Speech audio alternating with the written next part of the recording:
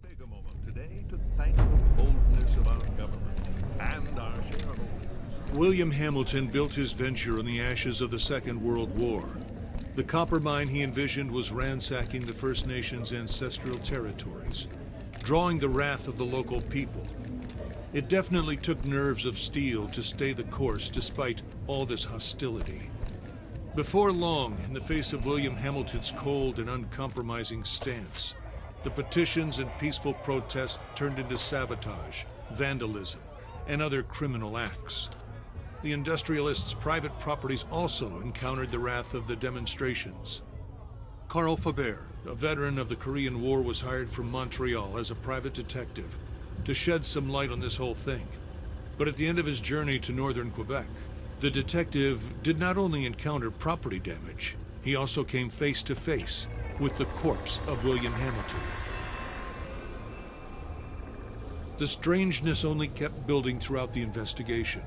A powerful, unseasonable blizzard hit the region. Bodies frozen in unbreakable ice appeared. The local began to act strangely and aggressively.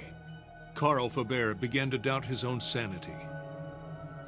The detective felt the weight of a gaze as if he were at the mercy of a powerful, feral creature, waiting for the right moment to attack.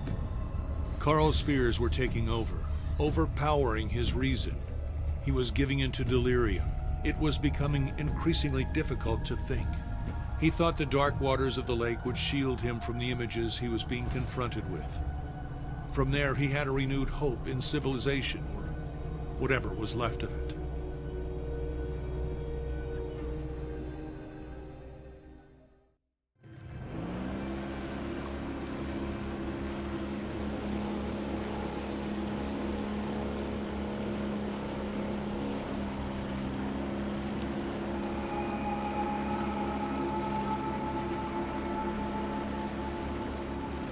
Carl knew that on one of these shores stood William Hamilton's lavish mansion, and there, the detective had hopes of finding a way out of the area. A phone, a truck, and who knows, under the luxurious paneling and damask carpets, he might be able to find answers to his questions.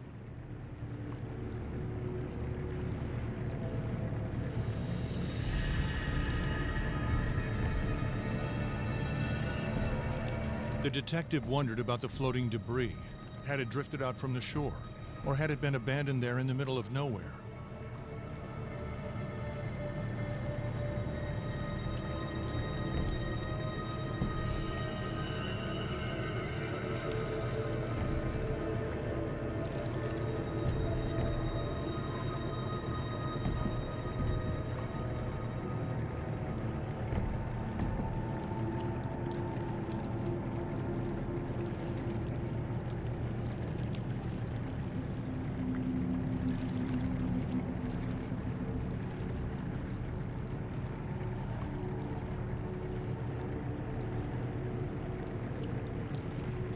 Carl saw a boat in the distance, clearly piloted by one of his own.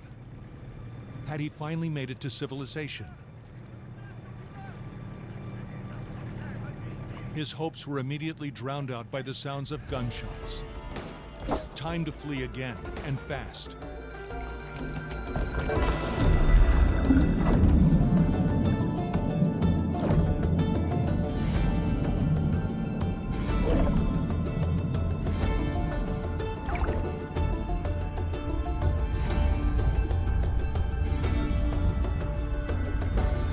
Swam without a thought, yet each stroke was desperate. The icy water and his wounds made him feel weaker and weaker. He had to get to shore.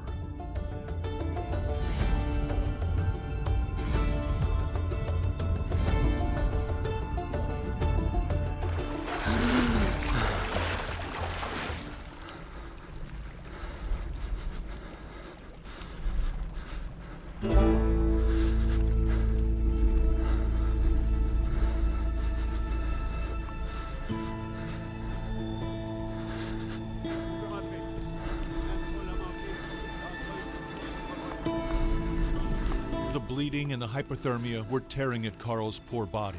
When he finally saw a light in the distance, he was filled with a faint sense of hope. Could it be a refuge?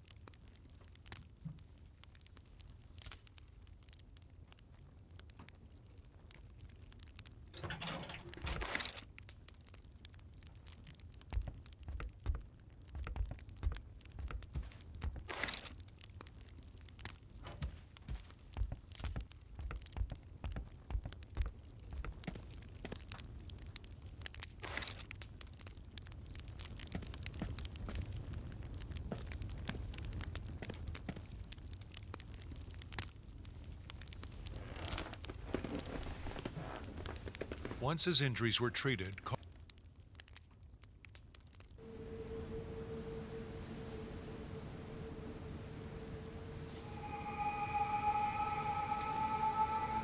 Carl struggled to wake up. His makeshift bandages offered him little time. If he wanted to find the truth, he had to get to Hamilton Manor without delay.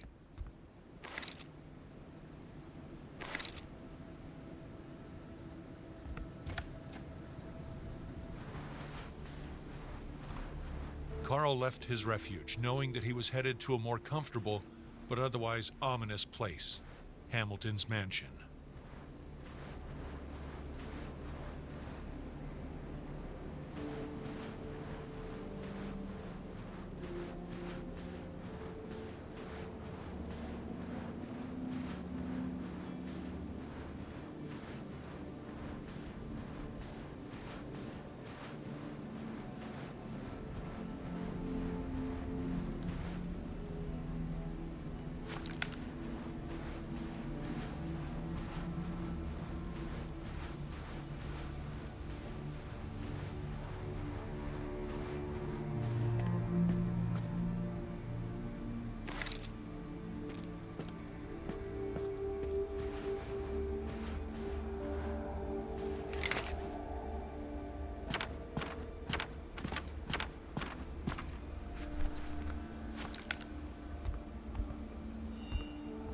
A majestic residence could be seen from afar.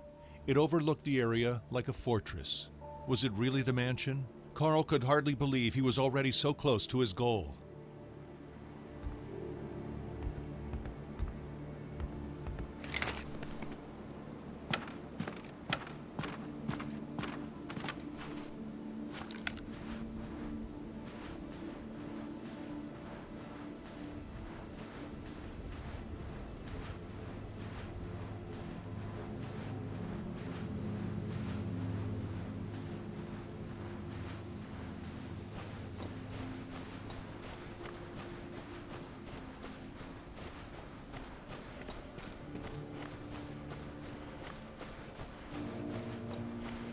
Out of all the animals in Quebec's fauna, the wolf was perhaps Carl Faber's favorite. Its nobility and beauty were matched only by its ferocity and intelligence.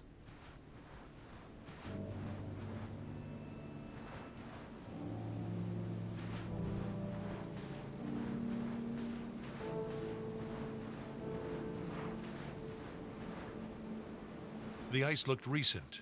Better not test it.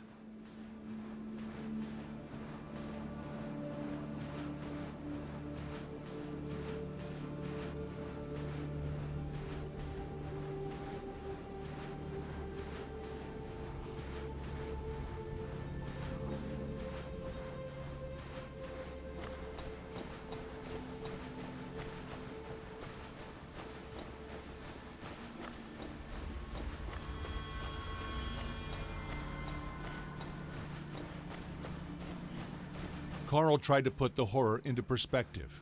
Accidents happen, and in the inhospitable far north, it happens more often than not. Nevertheless, a feeling of déjà vu stayed with him, as if the carnage was not over.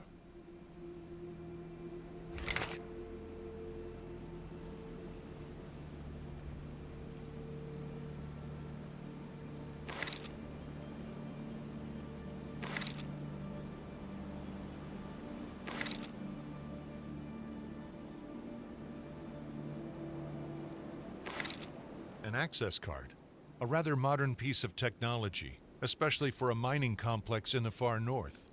What could it possibly open?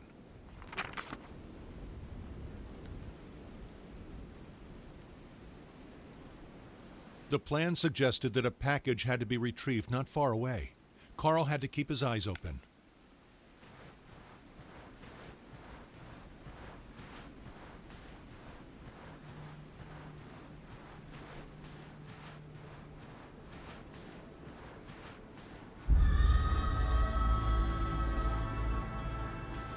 The security was more reminiscent of a Korean military base than a mining operation.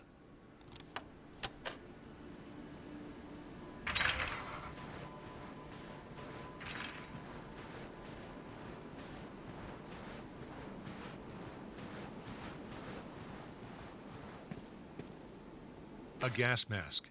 Carl had tried out older models as an infantryman. He hardly saw the need for such equipment to protect against simple ore dust.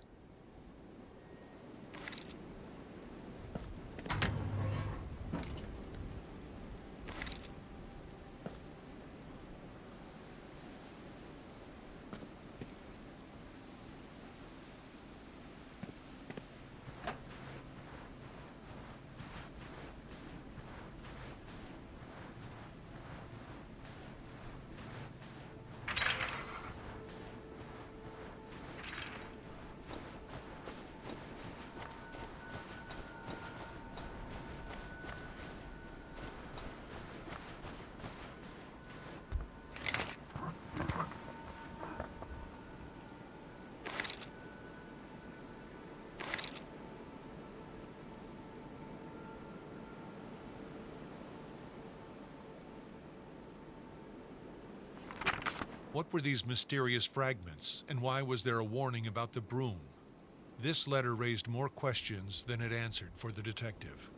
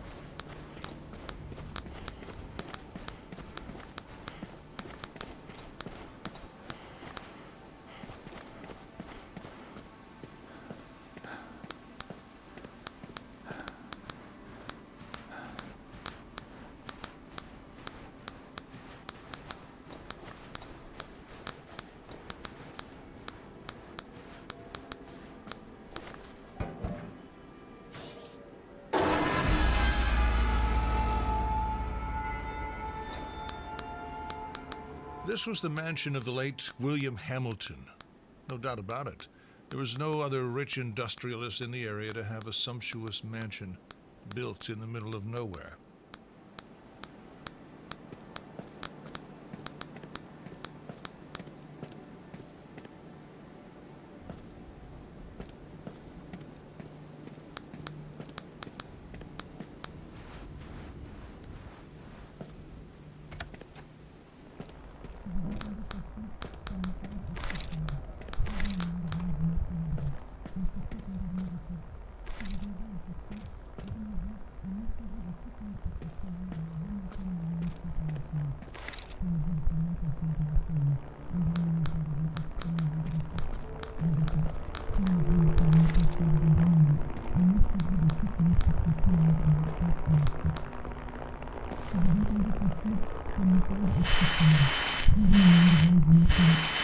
Si vous entendez ceci, ce message est crucial. Trouvez un endroit où vous mettre à l'abri. Ne sortez qu'en dernier recours. Si vous avez à sortir, armez-vous et méfiez-vous de quiconque porte les couleurs de la Hamilton Mining Corporation. Tenez-vous le plus loin possible de la faune. Les animaux sont devenus extrêmement agressifs. Je répète, tenez-vous le plus loin possible des animaux et méfiez-vous de quiconque porte les couleurs de la HMC. Si vous entendez ceci, ce message est crucial. Trouvez un endroit où vous mettre à l'abri. Ne sortez qu'en dernier recours. Si vous avez à sortir, armez-vous et méfiez-vous de quiconque porte les couleurs de la Hamilton Mining Corporation.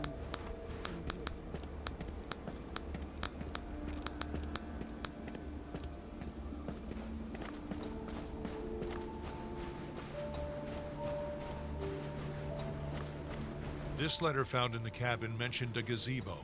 The key to the mansion would likely be there.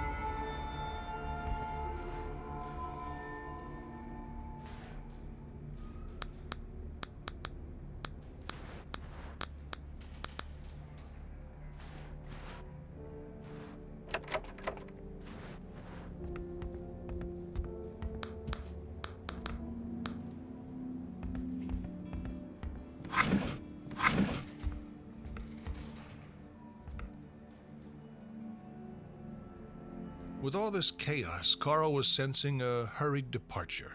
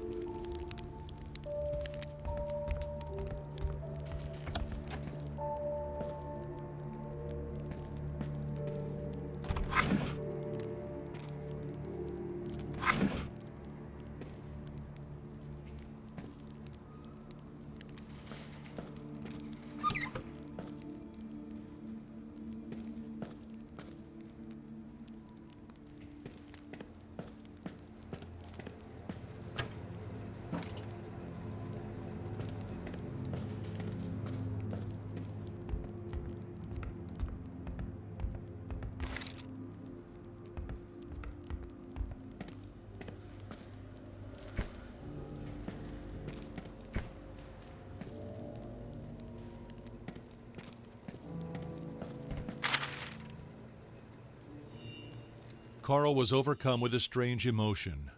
The crossword puzzle was in French, so he guessed it was the work of a Hamilton employee, and not Hamilton himself.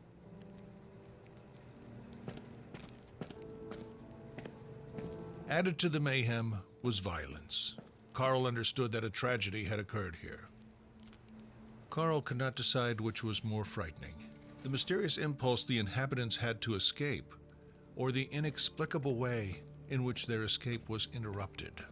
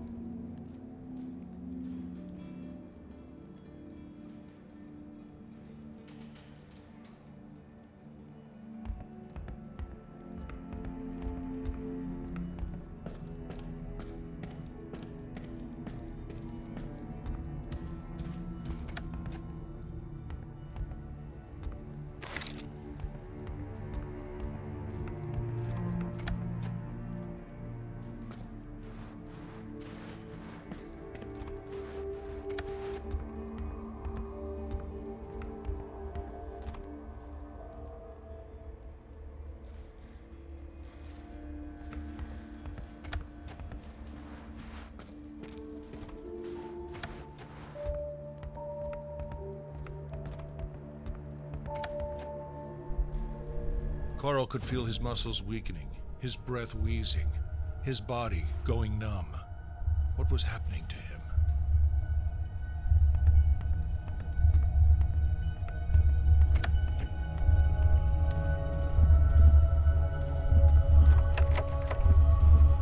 The floor was rocking. The walls seemed to be running from Carl's hands as he tried to steady himself. Something was not right.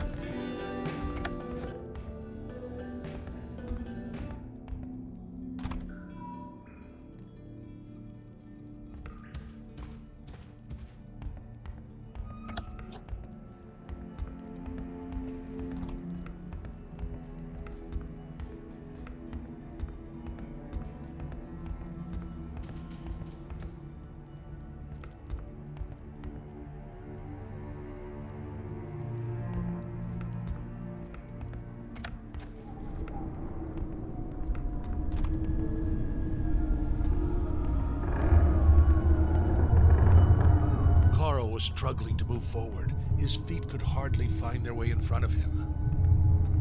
He doesn't know which way he came from or the way he's going. Everything seems to be going in a circle, a spiral carrying him. He doesn't know where or how.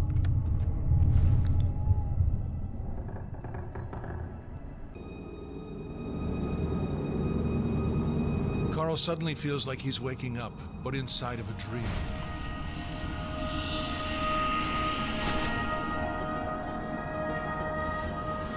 Cold hits him suddenly, like a bucket of freezing water. Had he completely lost it? Or was he supposed to accept the manor's strange architecture, suddenly leading him to the middle of nowhere? These imposing structures seem to come from the depths of time, or from the moon landing, or even from his own mind, clouded after an afternoon nap.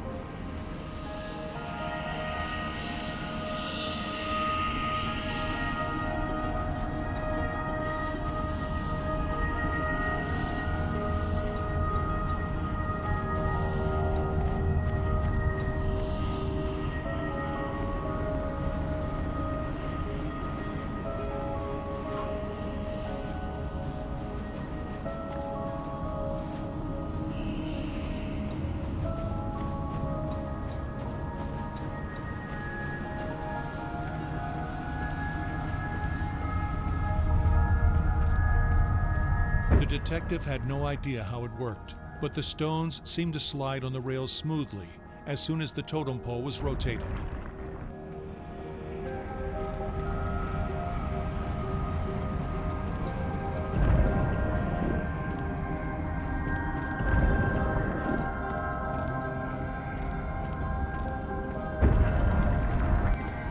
He didn't know how or why, but Carl sensed that something in this game had been completed, and now they wanted to lead him to this cabin.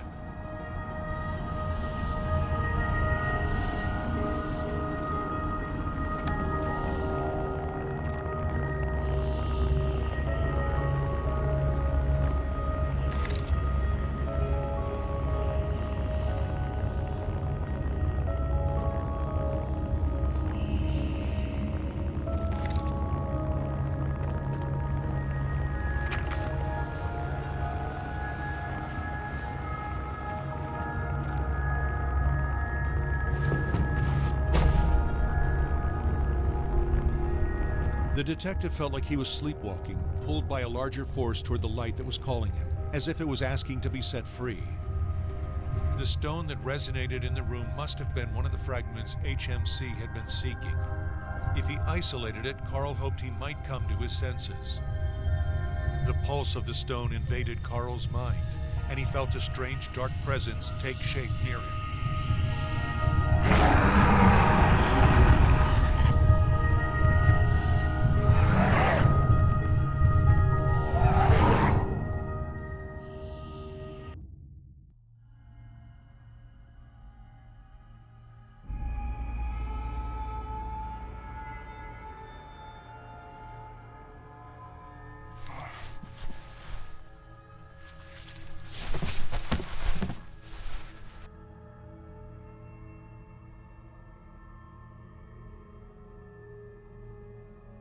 Carl could make out some trophies here and there that he had seen earlier in what seemed like a dream.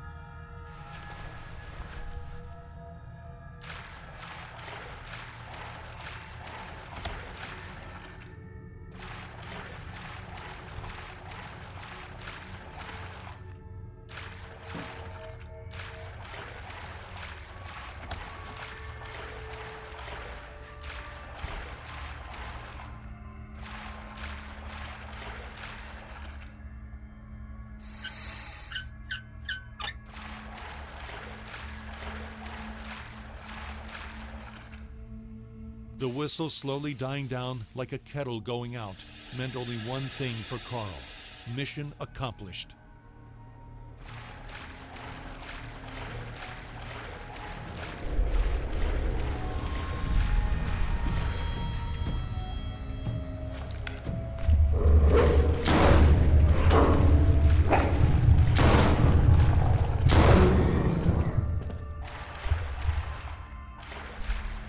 This wolf had a strange appearance, larger than average, and these blue eyes, that icy stare. Carl felt an instinctive terror rise in him.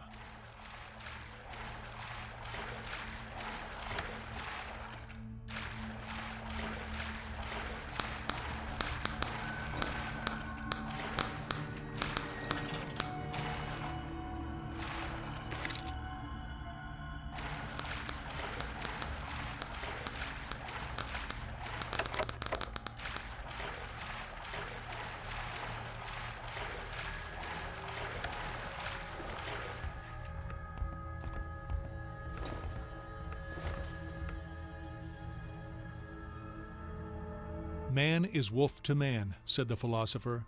Seeing the state of this poor woman, one could only imagine such fury, which would explain the barricades, and the fright that Carl could sense in the chaos of the place. What had happened here was not caused by a man.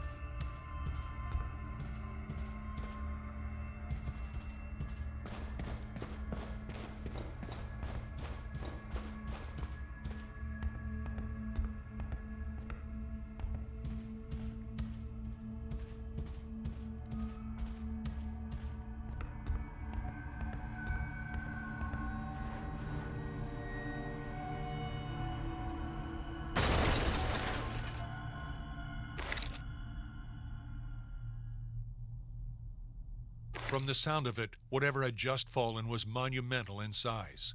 Carl Faber was on edge.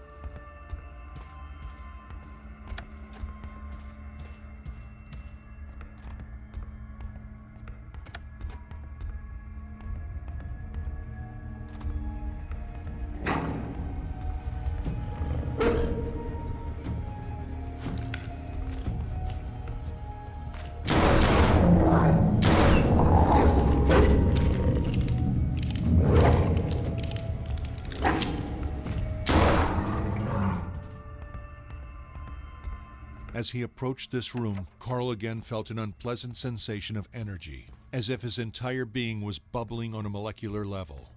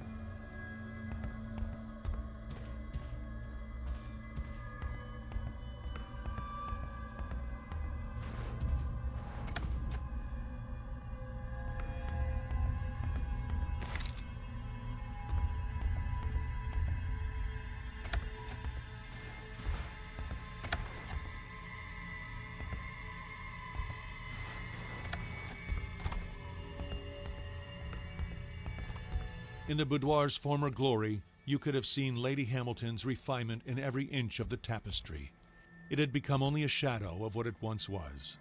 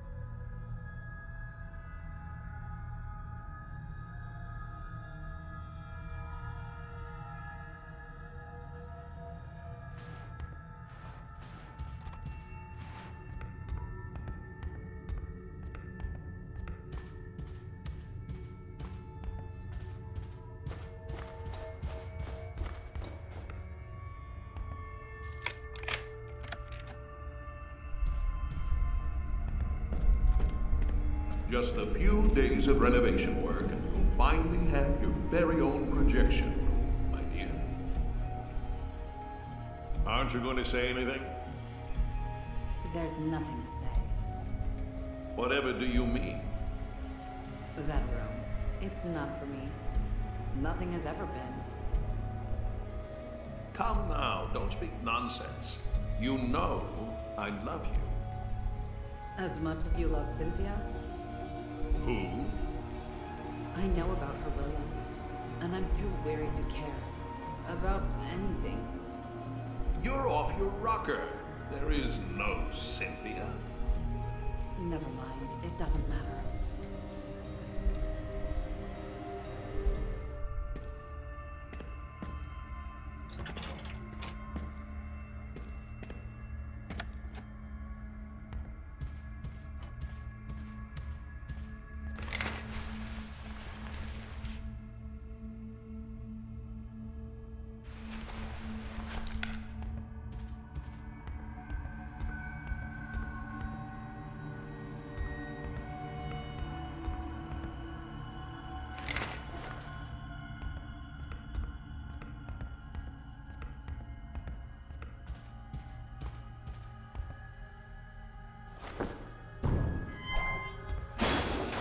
Carl stood still at the commotion. It must have been the service elevator, suddenly coming unstuck.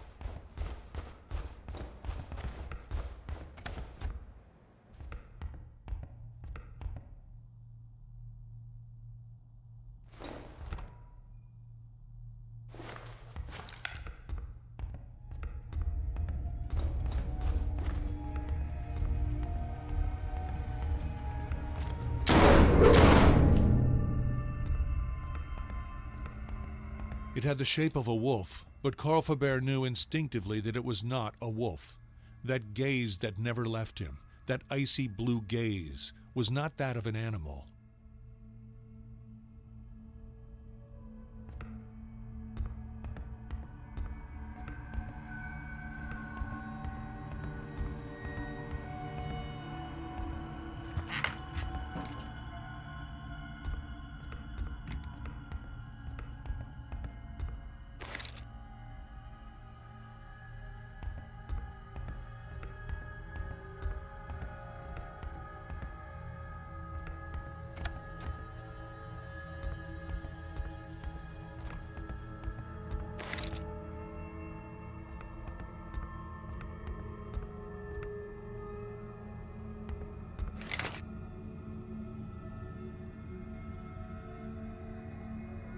It was always harder when you could put a name to them.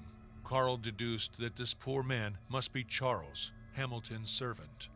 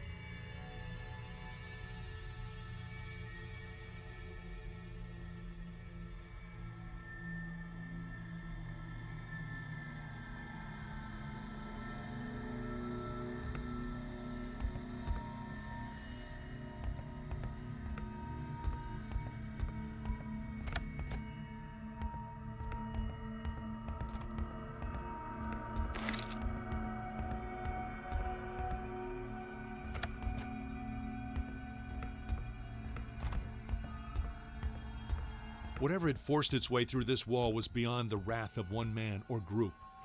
Evil had entered through it. An impossible creature had taken over the manor.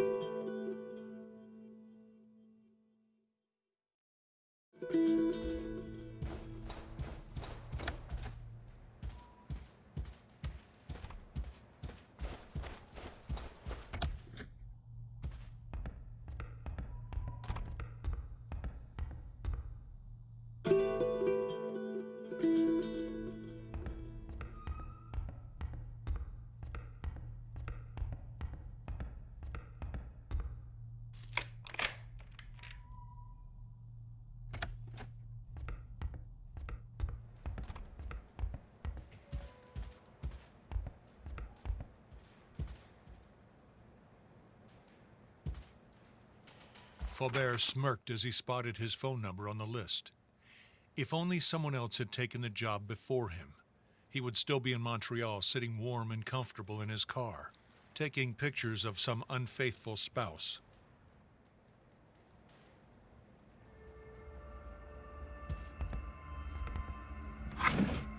Hamilton left everything to Henry. From his knowledge of their family history, Faubert had rather expected Hamilton to disown him. Despite everything, perhaps the father could never stop loving his son.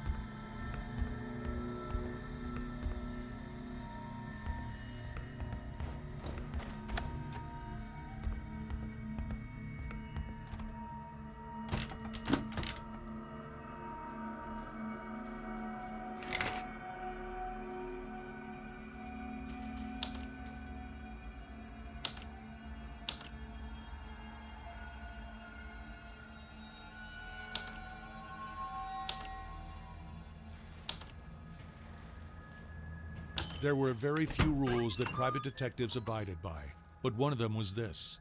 Behind back doors and complicated locks usually lay hidden the answers to your questions. The lock design was highly sophisticated. Hamilton had evidently paid a high price. What did he want to hide, and from whom?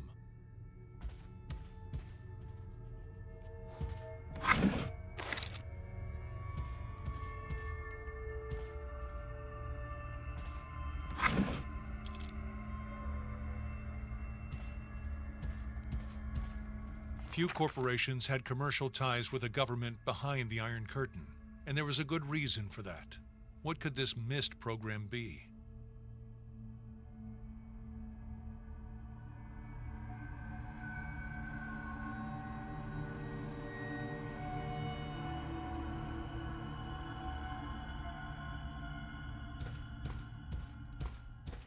Alarming similarities with acute radiation syndrome. Up to that point, Carl had been unaware that Hamilton was ill. Alarming was the right word. Nothing about this document was reassuring.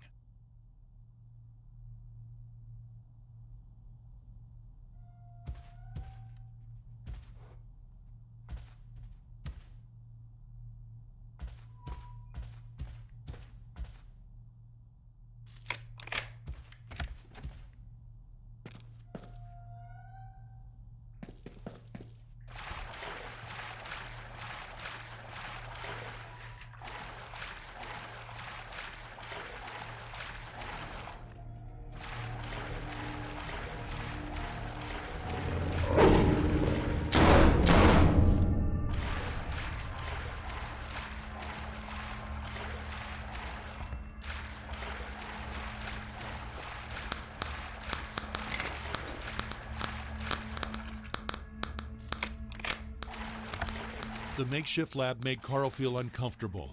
He couldn't help but imagine the grim experiments that had taken place there. The note implied that its author had studied mistinite. If he were still alive, he might provide some answers.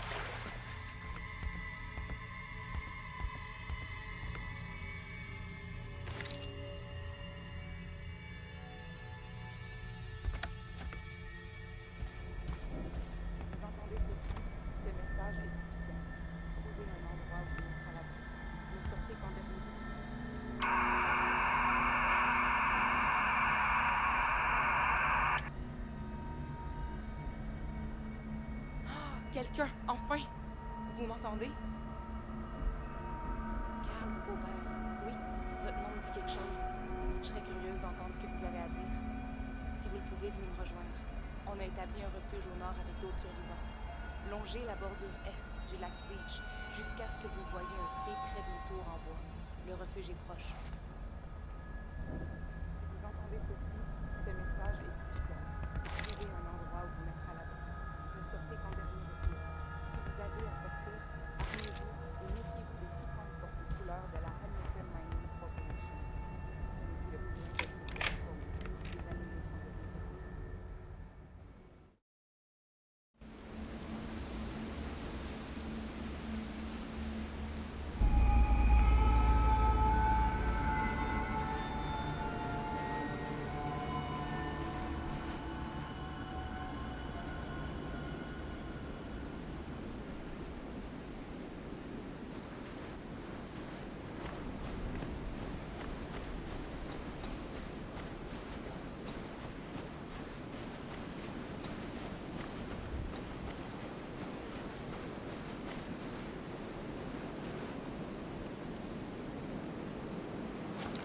He knew that wolves do not attack people, but still, he had to be careful.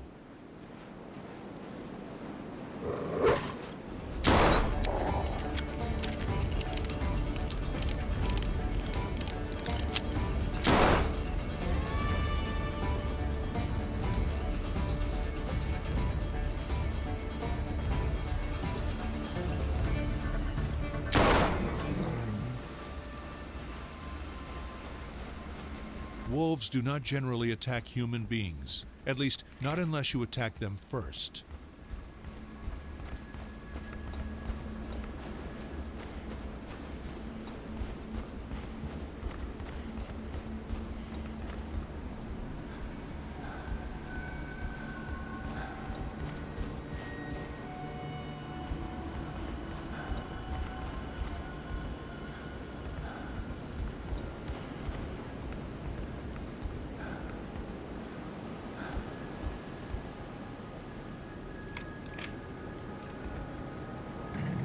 As he drove away from the mansion, Carl pondered the strange discoveries he had made there.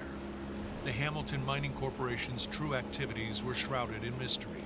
However, before he could uncover it, Carl had to reach the survivors at their Leech Lake shelter.